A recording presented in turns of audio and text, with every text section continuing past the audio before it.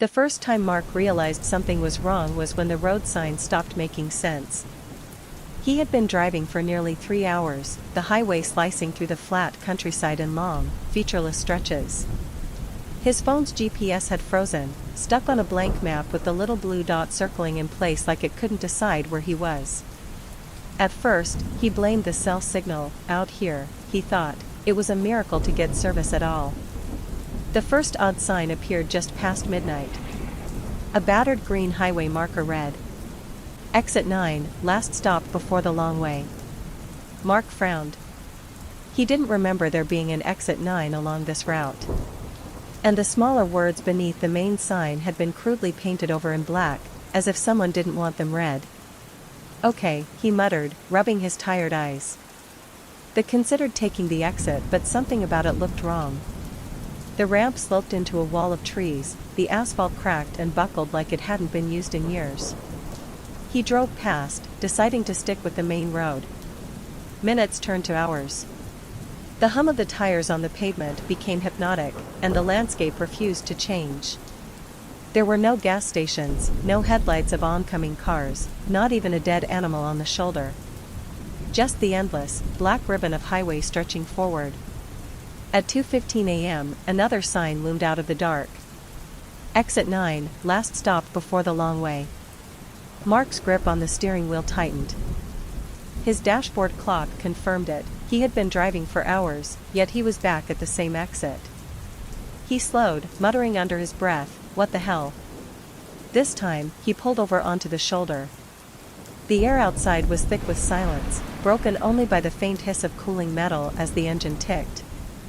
He stepped out, half expecting to see the familiar hum of insects or the rush of cars in the distance. Nothing.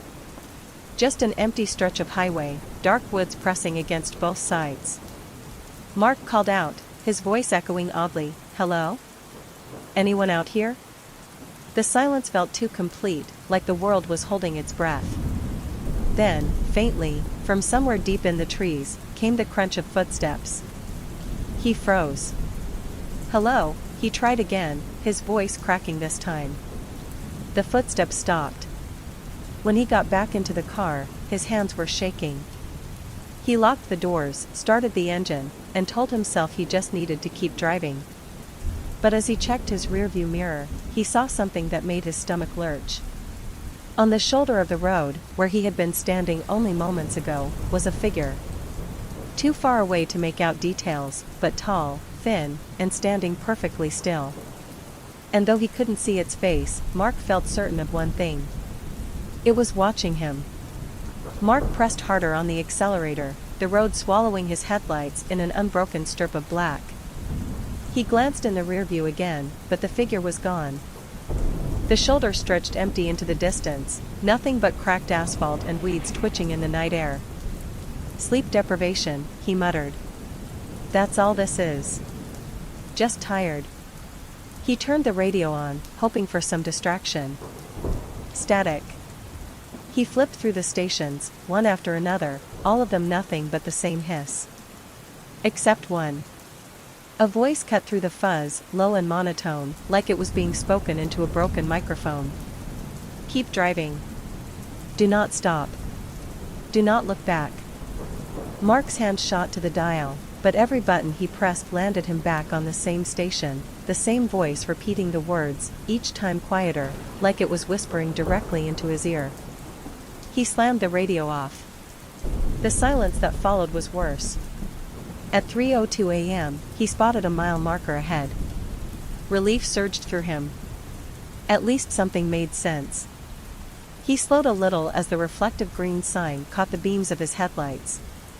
Mile 0. Mark blinked. He had been driving for hours. He should have been at least 200 miles down the interstate. Yet the sign read 0, like he hadn't gone anywhere at all. No. No, no, no, he rubbed his temples.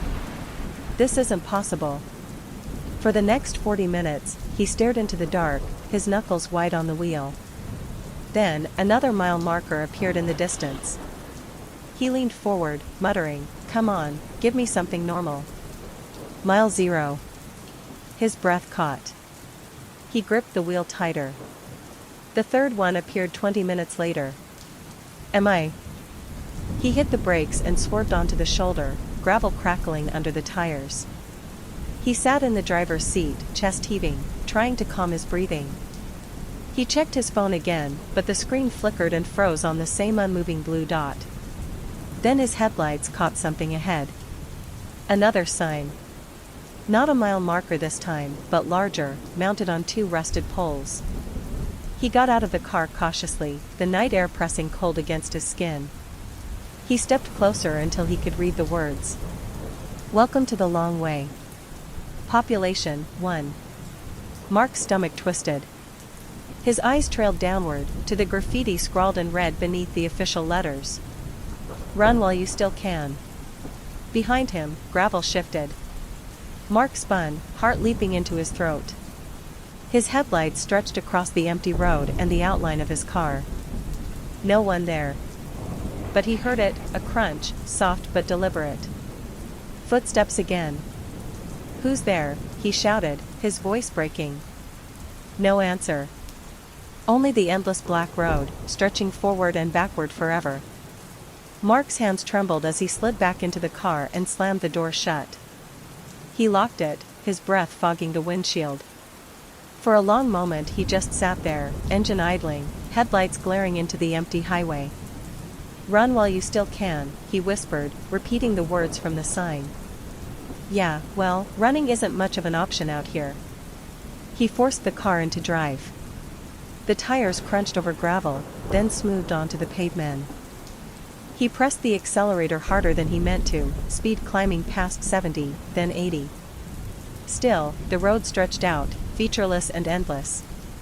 Minutes ticked by, maybe hours, it was impossible to tell anymore.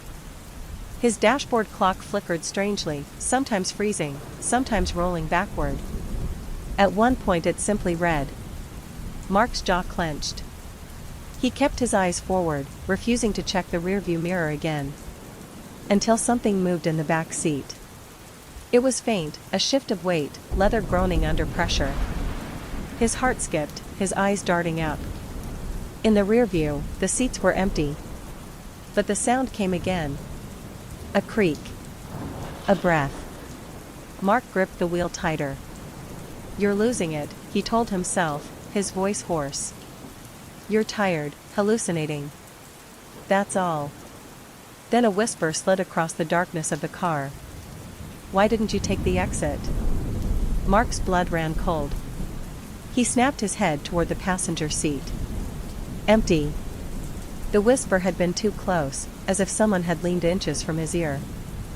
Who's there? His voice cracked. The air inside the car seemed to thicken, heavy and stale. In the rearview, for the briefest flash, he saw it, someone sitting directly behind him. A pale face, eyes wide and unblinking, mouth stretched too wide in a grin. Mark swerved, tires screaming, the car fishtailing across the lane. By the time he regained control and dared to look again, the back seat was empty. Sweat stung his eyes. His knuckles hurt from clenching the wheel. He thought about pulling over, but the memory of those footsteps on the gravel stopped him cold. Whoever, whatever, was following him seemed to be waiting for him to stop. He kept driving. Hours later, or what felt like hours, a faint glow appeared on the horizon. Relief surged through his chest. Finally. Civilization. Maybe a town. Maybe anything other than this godforsaken road. But as he drew closer, the glow resolved into something else. A gas station. Old, run down, but real. Its fluorescent lights buzzed faintly, moths dancing in the glow. A single car sat at the pump, an old sedan, rust biting at its doors. Mark's car rolled to a stop. His headlights fell across the station's cracked windows. For the first time all night, he felt like he wasn't completely alone. Then he saw the attendant inside, standing perfectly still behind the counter. And the man was smiling at him. Mark cut the engine. The silence that followed was suffocating, pressing against his ears like cotton. The fluorescent lights above the pumps buzzed steadily, flickering just enough to make him uneasy. He hesitated, hands gripping the wheel, staring at the man inside the station. The attendant hadn't moved since Mark pulled up, just stood behind the counter, rigid, smiling with a stillness that didn't look natural. "Okay," Mark muttered, forcing himself to breathe. "Human contact. That's good. You need help. Just act normal." He stepped out of the car. Gravel crunched under his shoes. The air smelled faintly of gasoline and something sour, like rot hiding beneath the surface. The old sedan at the pump looked abandoned, its windows dusted with grime, tires sunken. Mark approached the station door. The glass was smeared with fingerprints, but through it he could see the attendant clearly. The man wore a pale blue uniform shirt, name tag rusted with age, his hair slicked back. His grin didn't waver as Mark reached for the handle. A little bell jingled as the door opened. The smell hit him immediately: mildew, oil, something metallic. The buzzing overhead lights cast everything in a sickly yellow glow. Rows of shelves stood mostly empty, stocked with a few ancient cans of beans and dusty snack cakes. "Evening," Mark said, his voice tight. The attendant tilted his head slowly, the smile widening. "You're late." Mark froze. "Excuse me?" The man's voice was strange, flat, like he was reciting words he'd memorized. "Travelers always stop here. Some earlier. Some later. You, later." Mark swallowed hard. "Look, I just need directions." "I think my GPS broke," the man interrupted. "They always break out here. Doesn't matter which one." Something in the way he said it sent a shiver crawling up Mark's spine. He glanced around the room. The clock on the wall above the counter ticked backwards. The candy shelf by the register had nothing but black wrappers with no labels. Mark's voice dropped. "Look, I don't want any trouble. I just need directions." The only answer was the faint creak of a floorboard deeper in the store. He forced himself to move, sneakers squeaking on the stained tile as he crept past rows of warped shelving. His heart pounded so loud he was sure whoever else was here could hear it. Every step made the silence heavier. At the end of the aisle, something shifted in his peripheral vision, a figure slipping between shelves, vanishing before he could focus on it. He froze, pulse hammering, then whispered to himself, "Just an animal. A trick of the light." But then the whisper came again. "Why didn't you take the exit?"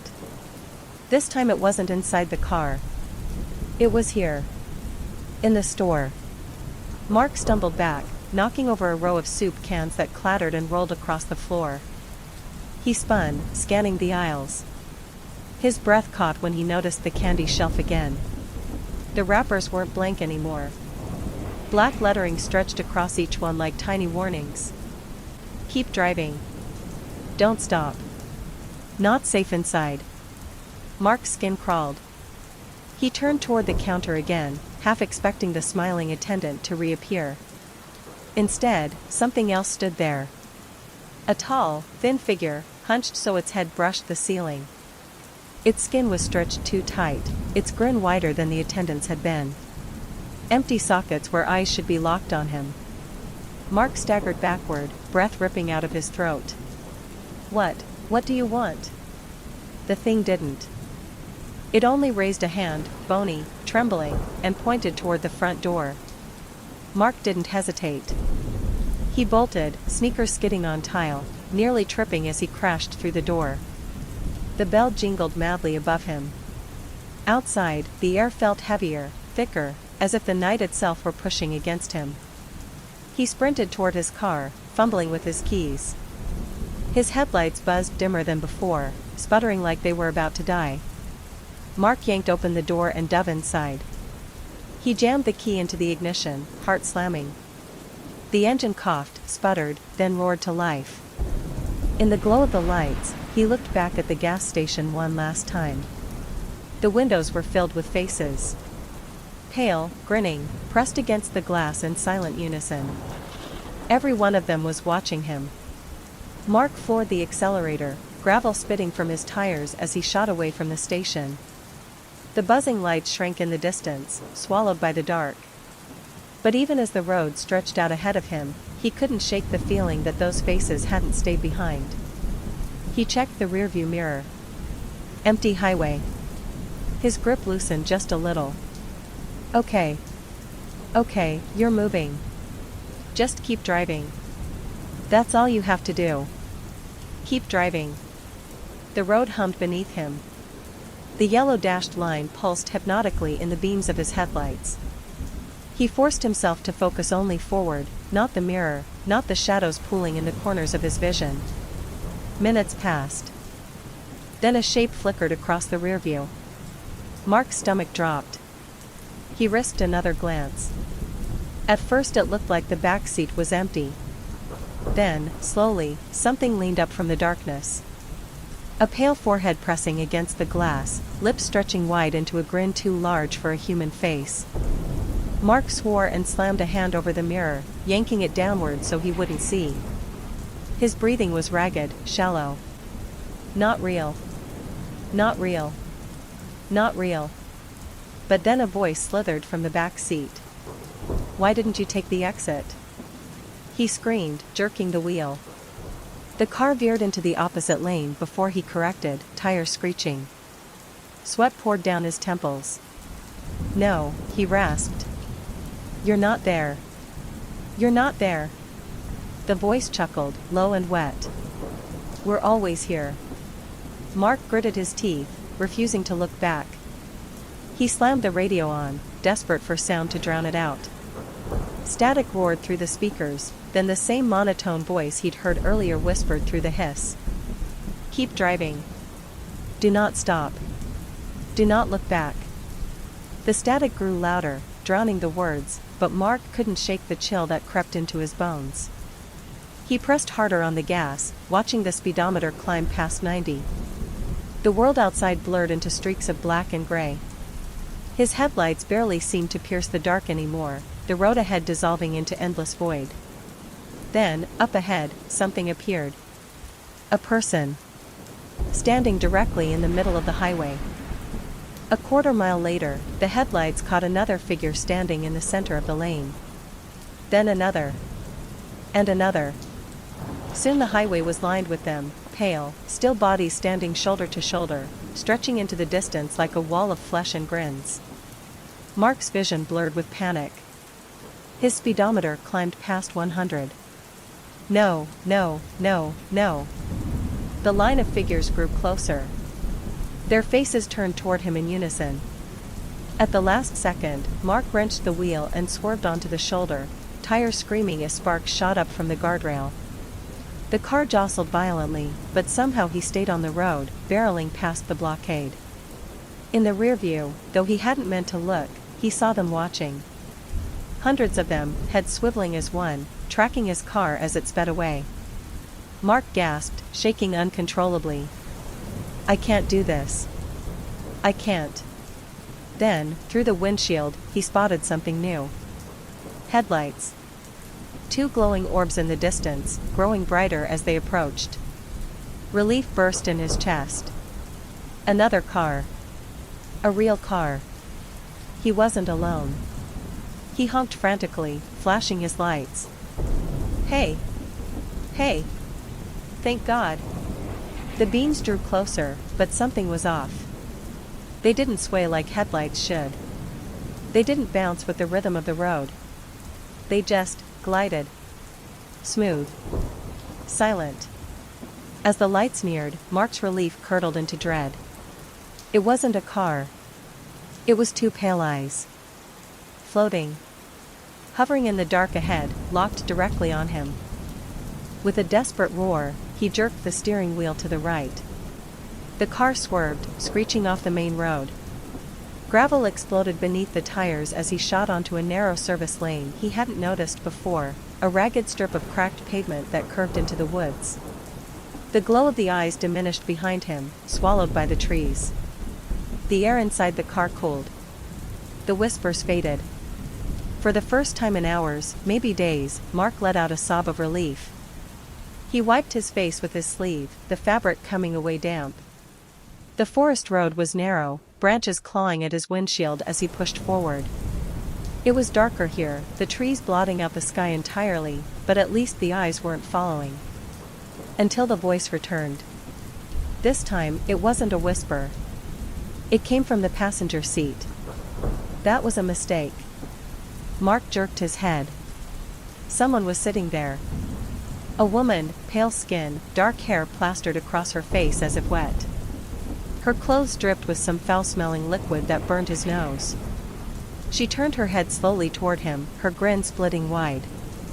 "You've left the road. You should never leave the road." Mark's scream tangled in his throat. And from the darkness ahead, a new sign loomed into the headlights. "Welcome to the long way, service route. Population, 2. Mark's pulse hammered as the woman beside him leaned closer, strands of wet hair dragging across the seat. The smell was unbearable, rot and stagnant water, like something long drowned. He gagged, forcing his eyes forward, refusing to look at her face.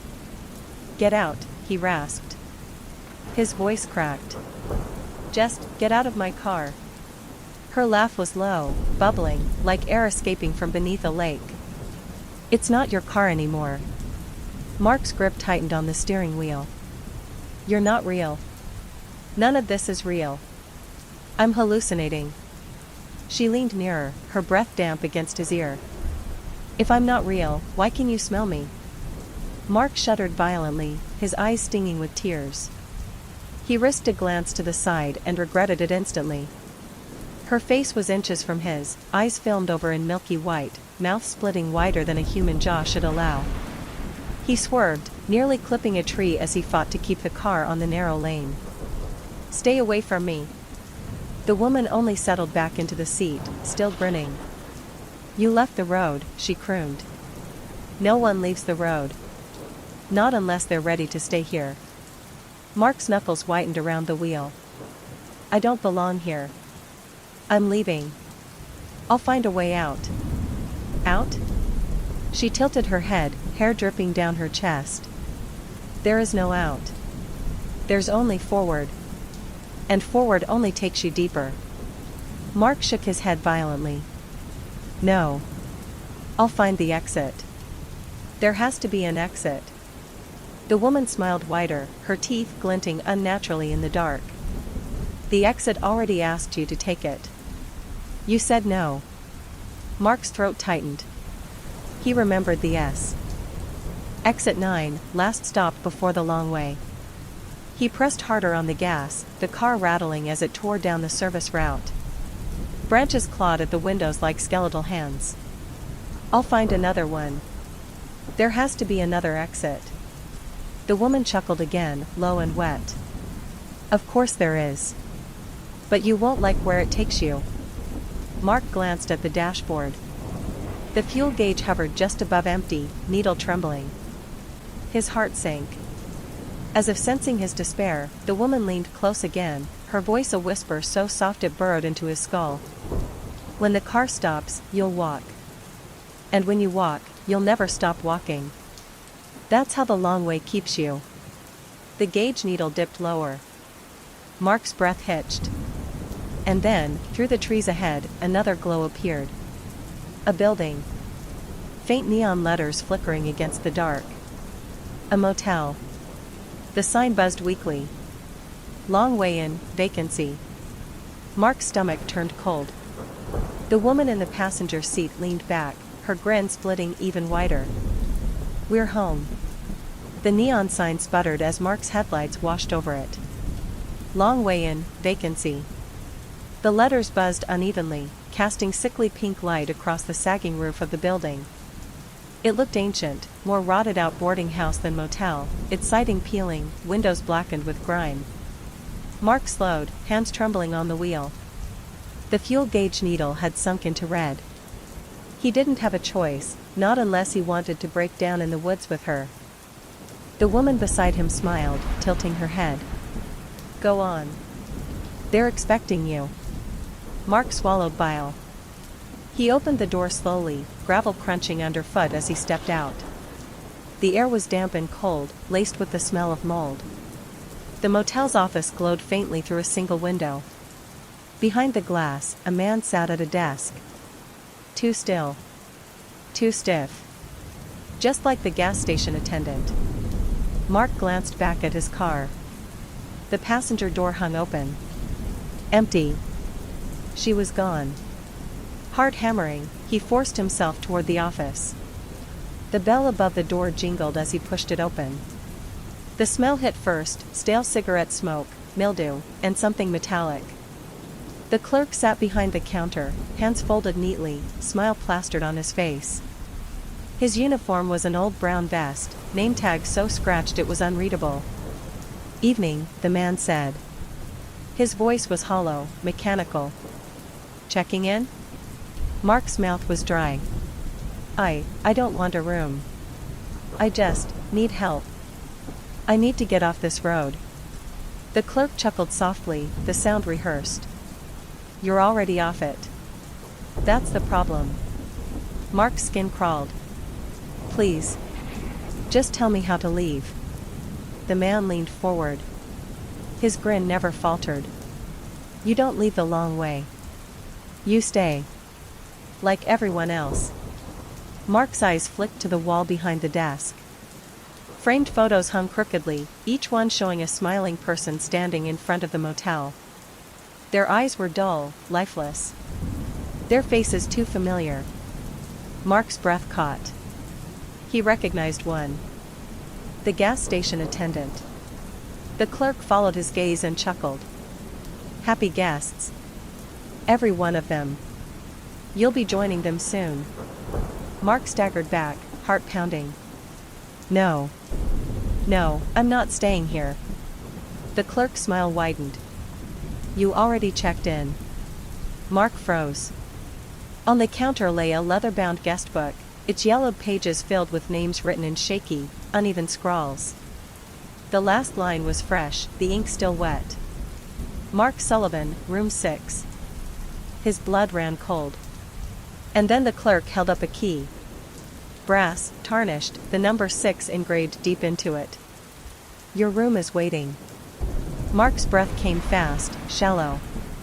His hand twitched, refusing to touch the key. The clerk simply sat there, arm extended, grin fixed like it had been carved into his face. The buzzing neon outside flickered through the blinds, strobing the office in dull pink flashes. "Take it," the clerk whispered, voice rasping now. "You can't leave without it." Mark backed away, shaking his head. "I'm not staying here." The clerk's face didn't move, but his eyes did. Slowly, deliberately, they shifted to something behind Mark. Mark turned. She was there. The woman from the car. Her hand rested lightly on his shoulder, her nails digging just enough to pinch the skin. "You don't want to be rude, do you?" she said softly. "You've come this far." His throat tightened. Against his will, his hand reached forward and snatched the key from the clerk's palm. The second his fingers closed around the cold brass, the lights overhead flickered violently. The clerk stood, stiff as a mannequin, and gestured toward the hallway that led out of the office. "End of the row. Room 6. The woman's nails eased from his shoulder. She stepped closer, smiling. "I'll walk you there." Mark's stomach churned as they moved outside. The air felt thicker, like breathing through wet cloth. He glanced at the other doors along the row. They were numbered, but the paint was cracked, the digits faded. Shadows seemed to press at the windows, like something pacing behind the curtains. Finally, they reached room 6. The door was warped, the wood swollen from years of damp. His key slid into the lock far too smoothly, as though it had been used countless times before. "Open it," she whispered. Mark's hand shook violently, but the lock clicked. The door creaked inward. The smell hit first, old rot, sour breath, and something chemical, like disinfectant failing to mask blood. Inside, the room was dim. The single bulb above the bed swayed though no breeze stirred. The wallpaper was peeling, stained dark in places. The bedspread was moth-eaten, but there was an unmistakable depression in the mattress, as though someone had just been lying there. And above the bed, nailed to the wall, hung more photographs. Not framed. Not neat like in the office. These were tacked up haphazardly, overlapping, curling at the edges. Each one showed people in this very room, lying on the bed, standing in the doorway, staring at the lens with vacant eyes. Mark's stomach dropped. He recognized one. It was him. He was standing in the doorway, today's clothes, today's expression. The photo was fresh, the edges crisp. Mark staggered back, colliding with the woman. She wrapped her arms around him from behind, pressing her face against his ear. "You see," she whispered, breath cold. "You've already been here." Again and again. His knees buckled. The photographs seemed to shimmer, as though the faces within them were shifting, some blinking, some slowly turning their heads toward him. Mark dropped the key, and it clattered on the floor, echoing far too loud in the suffocating room. The woman whispered again, almost gently. "It doesn't matter how many times you run. The road always brings you back." And behind him, the door slammed shut. The slam of the door rattled the thin glass panes. Mark spun, clawing at the handle, but it wouldn't budge. He yanked, kicked, rammed his shoulder against it until pain shot down his arm. Nothing. The lock hadn't just clicked shut, it felt welded in place. His ragged breathing filled the room, echoing strangely. He turned back toward the bed. The photographs covering the wall trembled, fluttering though no wind stirred. A low groan, like nails dragging through old wood, rolled beneath the floorboards. The woman was gone. Mark whipped his head left, then right, scanning every corner. No trace of her. Just the humming light bulb above, swinging gently. His pulse thundered in his ears. "Stop it," he muttered to himself, clutching his forehead. "This isn't real. I'm just tired. Hallucinating. I'll wake up." But the room seemed to hear him. The walls shivered, their faded wallpaper bubbling outward, blistering. One of the photographs peeled loose and drifted down. Mark bent instinctively to grab it. It wasn't a photograph anymore. It was a mirror, no bigger than his palm, and in it he saw his face, except not his face. His reflection's lips twitched into a smirk that wasn't his own. "Wake up," the reflection whispered. The sound came from the mirror, not his throat. "Go on, try. See what happens." Mark dropped it. The glass didn't shatter, it sank into the floor like it had fallen into water, vanishing without a trace. The humming bulb dimmed, sputtered, then flared bright enough to sear his eyes. He threw an arm up. When he lowered it, the bed was no longer empty. Someone lay there. The figure was covered by the thin, moth-eaten sheet, but the outline was clear: shoulders, arms folded across a chest, legs rigid. The shape of a body laid out like a corpse. Mark's breath froze. He took a hesitant step forward, reaching for the sheet. Every instinct screamed not to, but his hand moved anyway. He tugged. The sheet slipped away. It was him. His own face, eyes closed, mouth slack. His own body, pale and waxy, as if it had been drained and left behind like a shell. Mark reeled back, choking on bile. No, no, no, no. The corpse's eyes snapped open. They were jet black, swallowing all light. Its mouth stretched too wide, tearing the corners of its cheeks as it spoke in a voice that was his but layered with countless others. "You're already on the road. You never left." The photographs on the walls erupted, tearing free and spinning into the air, circling him like a cyclone of faces, frozen moments of strangers and himself over and over, all trapped in this room. The corpse sat up, head tilting at an unnatural angle. It smiled, his smile, but broken, cracked. Mark stumbled toward the door again, pounding with both fists. "Let me out," he screamed, his throat raw. The knob twisted under his hands. His heart leapt. The door swung open. And outside was not the motel row. It was the road. Pitch black sky above, endless asphalt stretching forward, vanishing into nothing. No motel, no office, no parking lot. Just the road, waiting. Behind him, his other self whispered from the bed. "Walk, and see where it ends." Mark staggered backward, staring at the threshold. The motel was gone. Behind him, the room had dissolved into shadows, folding in on itself like a collapsing stage set until only the doorframe stood in the dark. Beyond it was nothing but the endless highway. The wind that wasn't wind tugged at his clothes, urging him forward. His legs trembled as though something else had already made the decision for him. "No," he muttered. I won't." But when he looked down, he saw that one of his shoes was already planted on the pavement. He hadn't taken the step, and yet he had. The asphalt pulsed faintly beneath his foot. Not solid. Not stone. Warm. Almost alive. Mark yanked his foot back, heart hammering. But the ground clung to his soul like tar. He ripped harder, stumbling as the road finally released him with a wet sound, like suction breaking. He could feel residue clinging, strands of something black stretching, then snapping away. He fell to his knees, gagging. The road beneath him shifted, a ripple traveling down its length like a muscle tightening. And then he saw it, the cracks in the asphalt widening, dark veins running along the surface. They throbbed, as though pumping something beneath the skin of the road. The wind carried whispers again, no, not whispers. Breaths. Dozens, maybe hundreds, exhaling in perfect unison. The air reeked of copper and oil.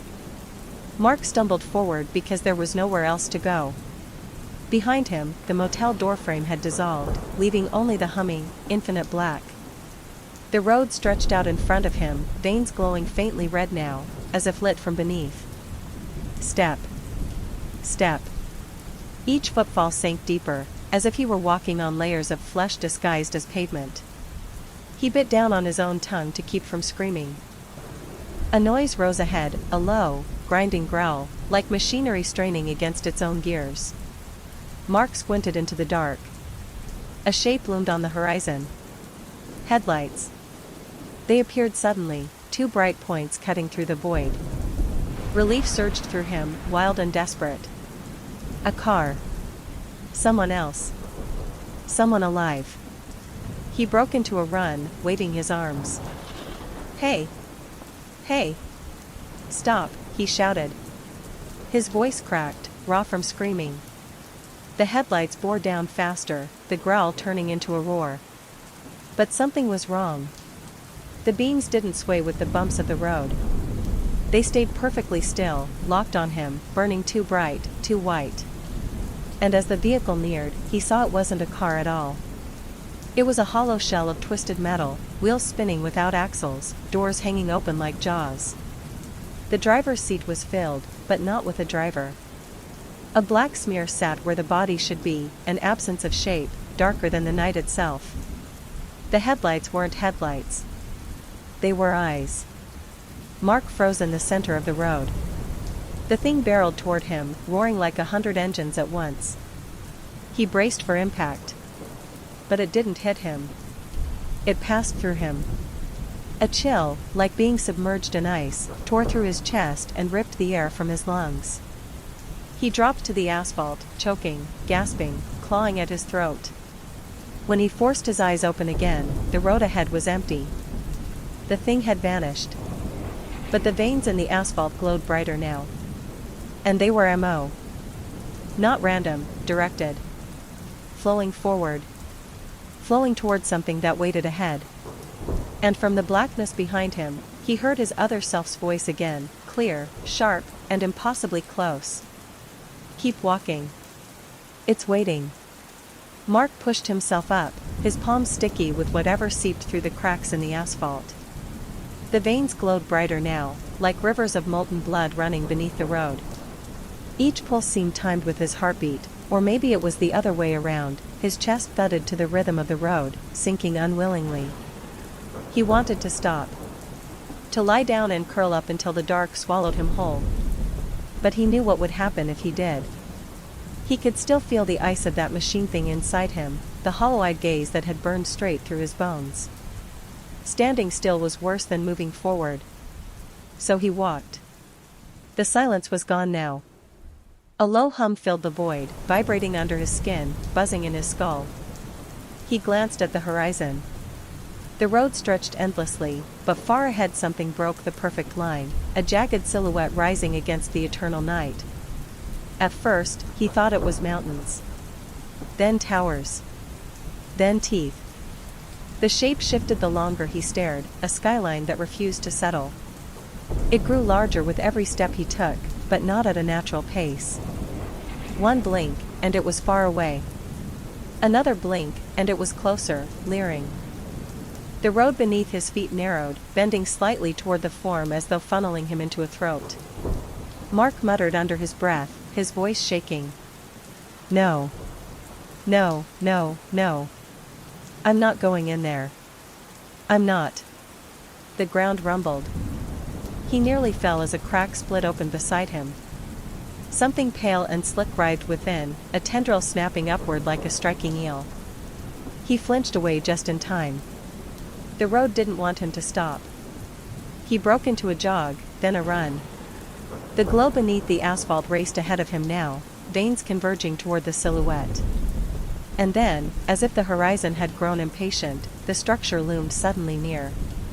Mark skidded to a halt, chest heaving. It was no mountain. No skyline. No teeth. It was a gate. A massive arch carved from stone, or something like stone. Blacker than the void surrounding it, dripping faintly as though it were sweating tar. The arch's inner curve was carved with spirals, symbols, and shapes that writhed like worms when he tried to focus. Through the arch, there was no continuation of the road. No land. No sky. Just a darkness deeper than any he had seen, darker than the void itself. A hungry dark. Mark's knees went weak. No. I'm not going in there. I'm not. From the shadows at his back, his other self's voice slithered, closer, almost whispering into his ear. You've already gone through. Mark spun around. Nothing there. Just the endless stretch of road. But when he turned back, the gate was closer. Not just closer. The arch loomed directly above him now, blotting out what little horizon remained. The glow from the veins of the road converged at its base, feeding into it, as if the entire highway had always been leading here. His legs shook. His throat tightened. Something stirred beyond the arch, within that impossible darkness. He couldn't see it, but he felt it. A vast, waiting presence, aware of him in the same way a predator is aware of prey. A cold hand brushed his shoulder. Mark screamed, spinning around, and found himself staring into his own face.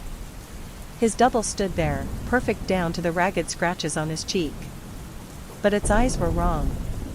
They were bottomless voids, swallowing the glow of the road, pulling it inward. It smiled. We go in together. Mark stumbled backward, nearly tripping over the glowing veins of the road. His double didn't move to follow. It only stood there, smiling with a calmness that felt more violent than a scream. No, you're not me, Mark muttered, shaking his head. You can't be. The double tilted its head, as though considering his words. The voids where its eyes should have been shimmered faintly, and for the briefest moment, Mark swore he saw himself reflected within them, not the man he was now, but who he had been before this nightmare. Driving, laughing, music on the radio. Normal. I'm what's left of you, it said, voice smooth, carrying an echo of Mark's own tone. What you left behind when you kept running. Mark's throat tightened. He wanted to shout at it, but words clung to the back of his tongue like ash. The gate loomed behind, pulsing with some unseen heartbeat, its hunger pressing against his back. The double took a step closer. The glow of the road bent toward it, drawn into its form. The closer it moved, the colder the air became. Mark could see his breath fogging in the endless night. You feel it, don't you? The double whispered. That pull. The road wants us whole. Mark shook his head violently, stepping back toward the arch. I'm not going with you. The thing laughed, soft, human, wrong. You already have. Suddenly, it lunged. Mark barely had time to react. He swung his fist out of instinct, connecting with a jaw that felt too solid, too real. Pain shot up his knuckles.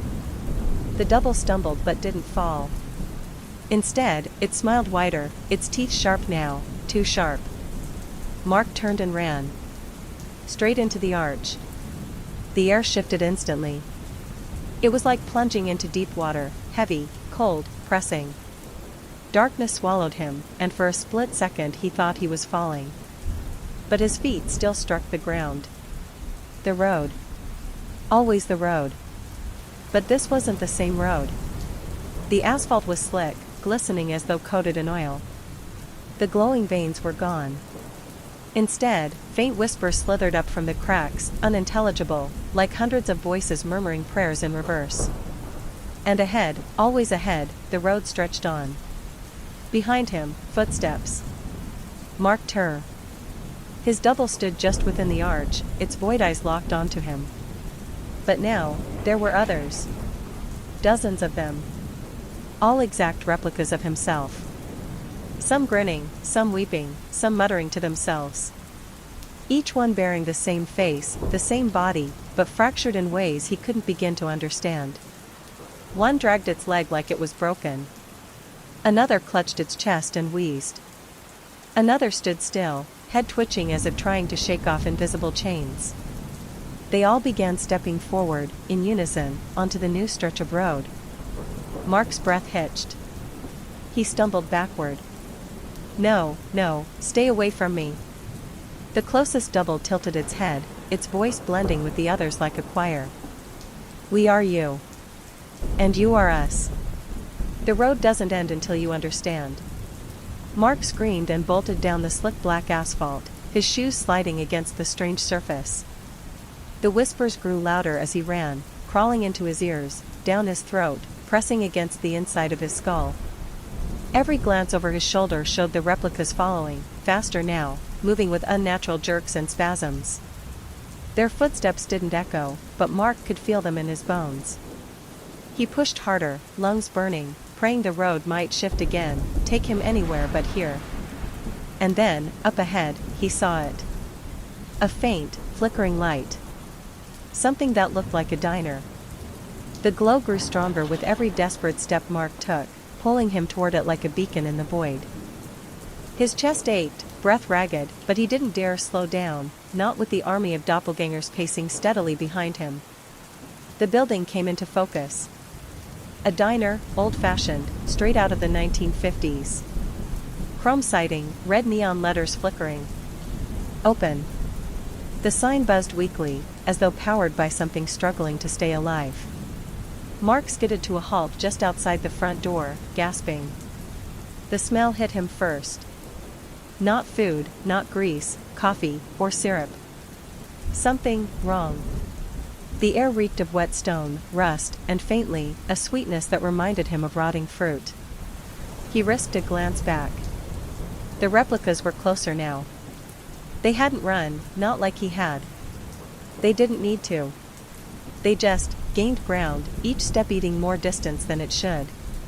Their mouths were open, silent, their faces locked in grotesque masks of hunger and grief. Mark yanked the door open and stumbled inside. A bell above the door jingled cheerfully, too normal for the nightmare around him. The interior was dim. Red vinyl booths lined the walls.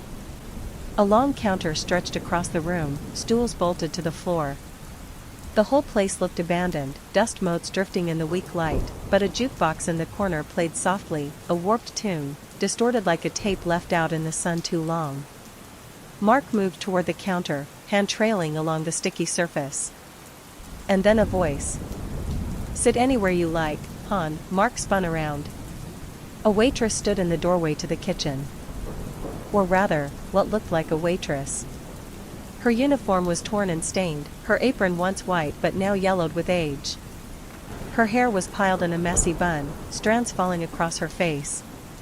But it was her eyes that made Mark's stomach twist. They were mirrors. Not figurative, literal mirrors, silvered and smooth, reflecting him as he stood trembling by the counter. He swallowed hard. What is this place? The waitress smiled. Her lips cracked as they stretched, like dry clay splitting apart. It's the stop you've been running toward all along. Mark shook his head, stepping back. I didn't, I just came in to get away from them. The waitress's smile widened. Oh, them? She tilted her head toward the door. Mark followed her gaze. Through the diner's windows, he could see the replicas. They weren't coming inside. They just stood there, lined up along the edge of the glowing asphalt, faces pressed to the glass, eyes blank. All of them. Watching. Mark's knees nearly buckled. He turned back toward the waitress, voice shaking. What do they want from me?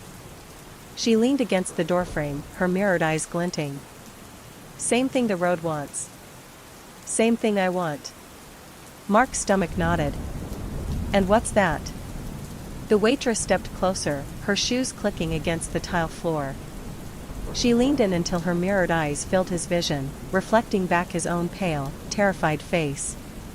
To see if you'll order. The jukebox stuttered, the warped song slowing until it's so. Behind him, the replicas tapped softly on the glass in perfect unison. Mark's throat was so dry it hurt to swallow. He looked from the waitress to the windows, where his replicas pressed their faces to the glass, fogging it with every silent exhale. The tapping grew louder, rhythmic, like 100 fingers drumming impatiently. The waitress slid behind the counter with ease, moving like she had been doing it forever.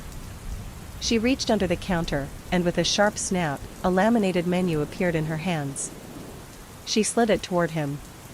It looked normal at first glance.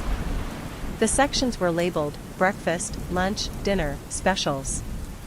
But the items listed beneath them made Mark's stomach drop. Scrambled time with burnt years.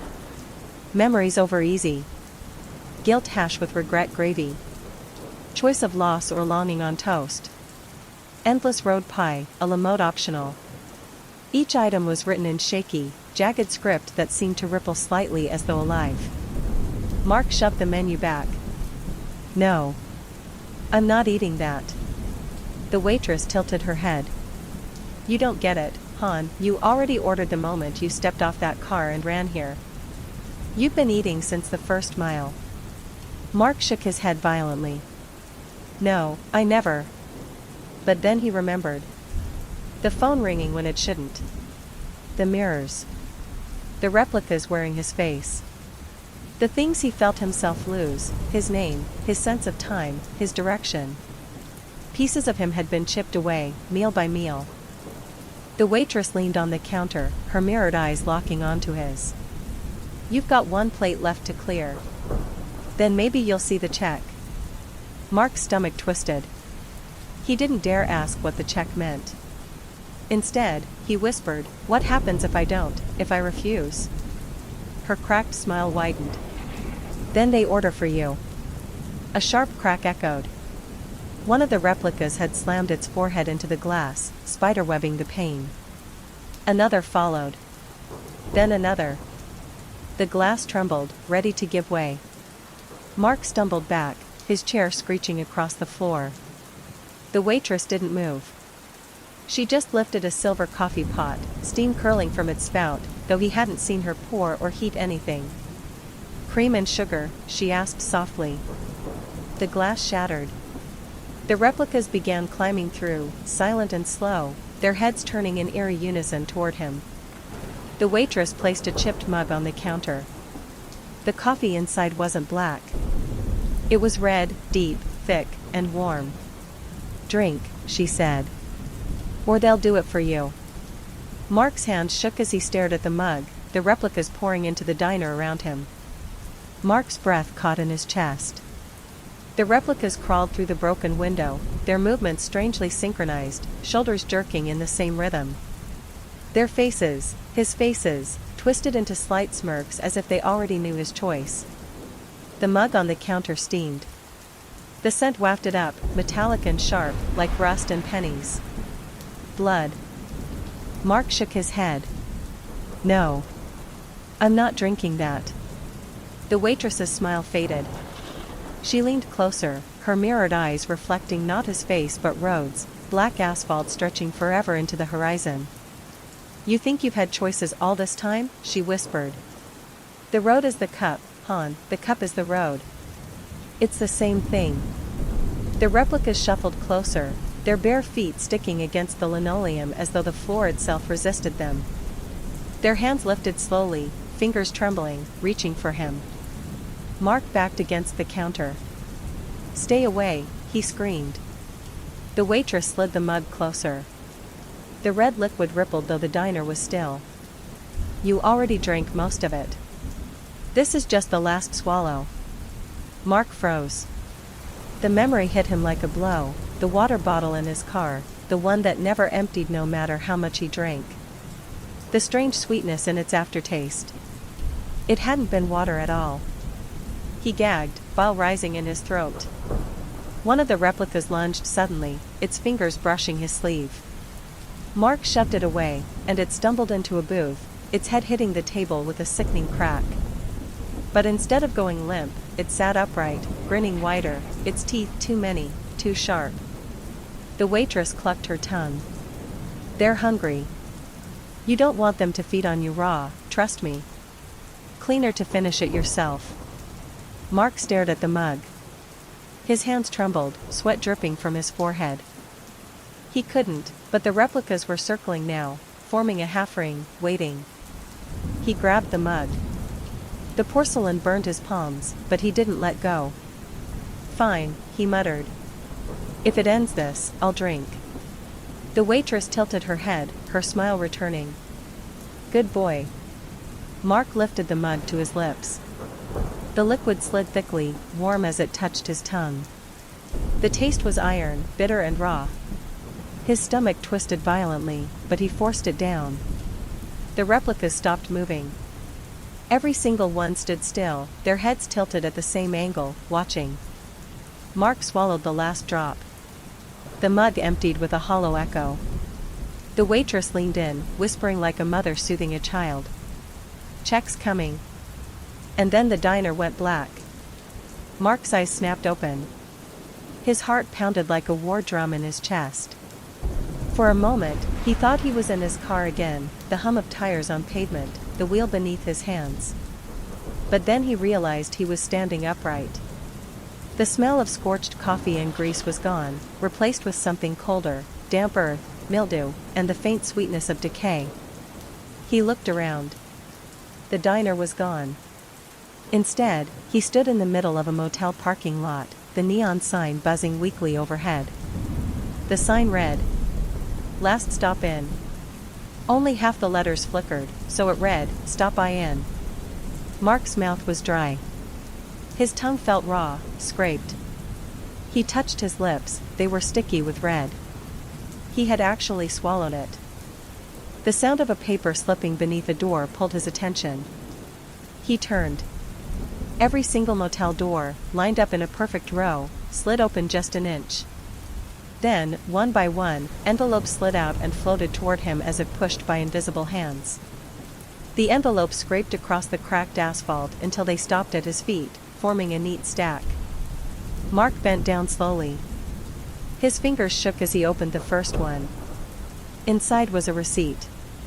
Road toll, 14,372 miles. Payment due. His chest tightened. He ripped open another envelope. Balance carried, 1 life. Mark staggered back, his breath coming in shallow gasps. The stack of envelopes was thick, impossibly thick, as if every mile he had driven had generated one. His mind reeled. Then he saw the last envelope, darker than the others. Black paper with his name written in red ink. Hands trembling, he tore it open. The receipt inside was blank, except for 3 words scrawled in jagged handwriting. Collector en route. The ground vibrated. Not like a tremor, but as if something enormous was moving beneath the asphalt. The motel sign flickered faster, buzzing, crackling. One by one, the doors to the rooms opened wider. And inside each room, someone stepped out. Not strangers. Not replicas. People Mark knew.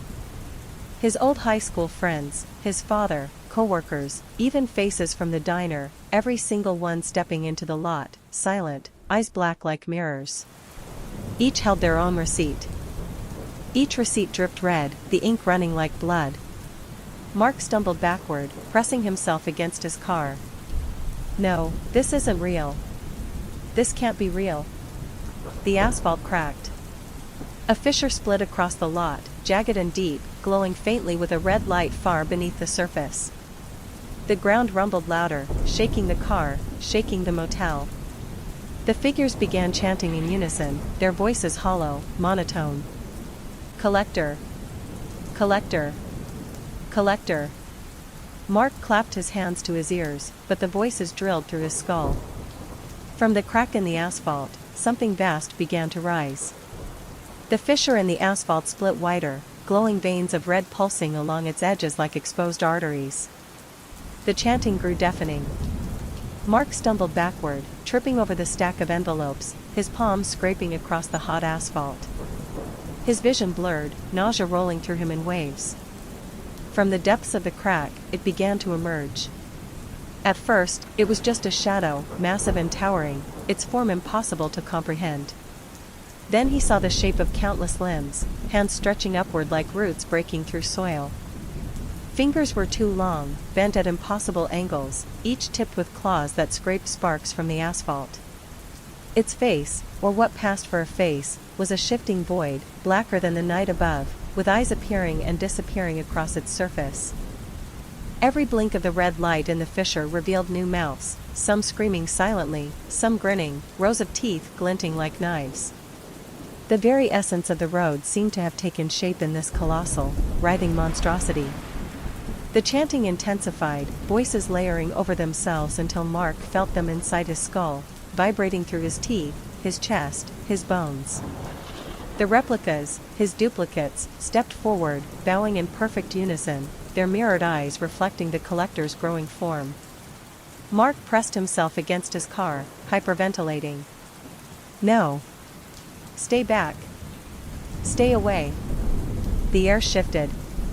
The giant, the collector itself, exhaled, and with that exhale came a wind like the collapse of centuries. The asphalt around the fissure bubbled and writhed. He could see fragments of the road peeling off, forming jagged shards that spun and twisted upward, drawn into the monstrous form. It was feeding. Mark's stomach lurched. He wanted to run, but the asphalt under his feet undulated. Every instinct screamed flight, yet he felt drawn forward, as though the veins of the road were pulling him by his soul. The duplicates advanced, moving in a trance. One reached out a hand, mirroring his own, as though offering him something. You belong here, it whispered, simultaneously in hundreds of voices. You belong to the road.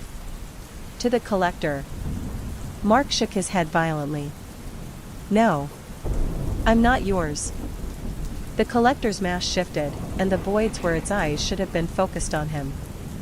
A low, resonant voice emanated, not from a mouth but from the road itself, vibrating through the very ground. All who walk the long way come to me. You are no exception. The replicas stepped aside. The road beneath him pulsed, glowing veins converging into a single path, a funnel leading straight into the collector's gaping maw. Mark's knees buckled. He fell forward, sliding on the slick asphalt, the glowing veins wrapping around his legs like chains. He screamed, clawing at the ground, at the envelopes, at nothing. The collector's hand shot down, vast and slow, lifting him as if plucking a toy from a table. The wind roared in his ears, voices screaming, whispers wailing. And then, silence. Mark opened his eyes. He was standing on the road again. Black asphalt stretched endlessly in both directions. The neon motel, the diner, the fissure, the replicas, all gone. Only the faint pulse of veins beneath the asphalt remained, subtle but undeniable. He looked at his hands. Nothing unusual. No blood, no scratches, no stickiness. A faint sign flickered in the distance, just visible through the darkness.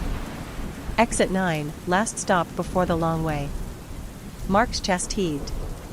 He ran, faster than he thought possible, legs carrying him forward, toward the faint glow. His mind reeled with relief, exhaustion, and lingering terror. Behind him, the road whispered, faint but unmistakable, like a breath against his ear. "We're always here. We're always waiting." Mark didn't look back. He ran. And the road stretched on endlessly, pulsing beneath his feet, patient, hungry, eternal. Somewhere in the distance, the faint outline of the first signpost appeared, and for the first time in what felt like forever, Mark thought he might reach it, or at least believe he could. The long way never ended. It only waited for the next step,